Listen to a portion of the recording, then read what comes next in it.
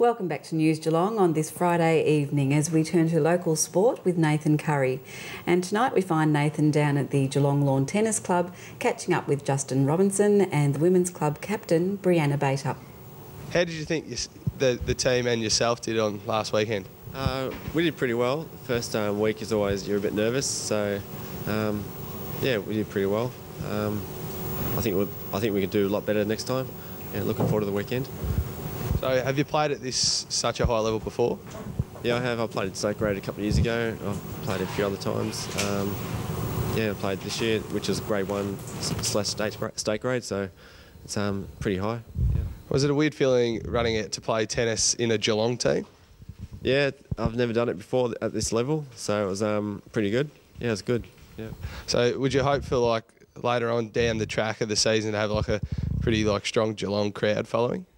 Yeah, I think this weekend and next weekend when we're playing at home, I think we should have a lot of people down here. It'll be good for the juniors to see the level of tennis. They don't see often at all, so that'll be great. What's Kooyong like? You've got them this weekend. Have you seen them in action before? Yeah, they're a very strong team. They're pretty much a team full of number 1s and 2s, so they've got a lot of depth. They're very strong. Richard Fromberg plays for them. Jay Solder, he was once ranked about 500 in the world. There's a few other world-ranked players playing in there, so there's going to be some good matchups. And how did you think yourself and the team went? We did well. I think the girls were a little bit nervous, so yeah, I just think now that we've got the first week out of the way, we'll start getting a bit better. Is this the first time you've all played together? It is, yeah. We've got a mixture of Geelong girls and Melbourne girls, so a couple of the girls have played together before, but it's pretty much a new team, so that, I guess, makes it a little harder, but we'll be right. Justin said it was a good feeling to sort of play for Geelong. Do you agree with that? Oh, definitely. Having played for Melbourne teams, you know, in the past, it's so good to actually finally play for your hometown. So having grown up here and played tennis here mainly, yeah, it's so good to now represent Geelong. You've got Royal South Yarra this weekend. Have you seen them in action? What are they like? Haven't seen them, but had a look at the team, and they're going to be a pretty strong team. So probably them and Kooyong are the stronger side. So it'll be a good game. Thanks for your time, guys, and good luck on Sunday. It's their first home game in 54 years, so it's really important we get as many Geelong loyal fans as possible to come on down at 12 o'clock and get behind them. Next up in Sport News, Geelong caught up with Geelong Harness Racing President David Kelly to talk about Saturday night's Geelong Rocket. David, you've moved the event to October. Are you confident the night will be a success? Yes, look, Saturday night everything is coming together just fine at the moment, and the entries, we've got 7 outstanding horses, okay, in the Rocket. The Rocket raced over 1,609 metres, of course, and led by Smoke 'em Up, of course, and Mel Park Major. Just those two, to have those at your track at any one time is just great for any race track. And also the supporting horses in that race, including Bold Cruiser, Mr Swinger, just make it a dream event for us all.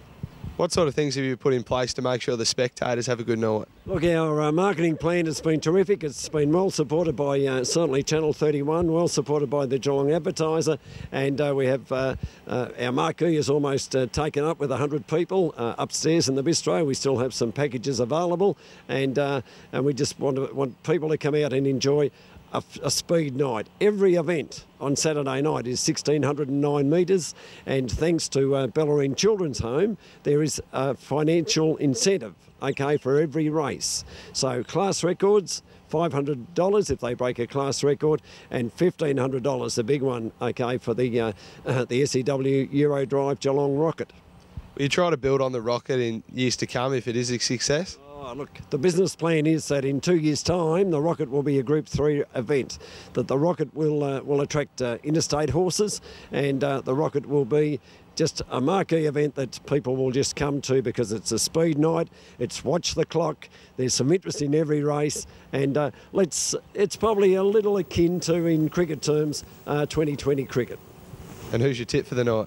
Oh, Smoke 'em Up's going to be hard to beat. I think it's a good Quinella Smoke 'em Up in Mill Park Major. Yes, and Lance Justice has been a great supporter of us, so has the Tubbs family.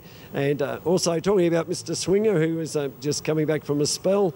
Mr Swinger, locally trained, locally owned, trained by Jeff Webster, owned by the Vinmar family. The Sanzaro family, who have that great business in town, Vinmar Homes. We wish them well, and it's great to have them here for that main event. It's David Kelly's tip for the Geelong Rocket. Let's see if he's right. So you might have to put some money on that one, mate. Back to you in the studio. Thanks, Nathan. Well, Lani Salathiel joins us with the weekend weather update and into the working week ahead. Good evening, Lani.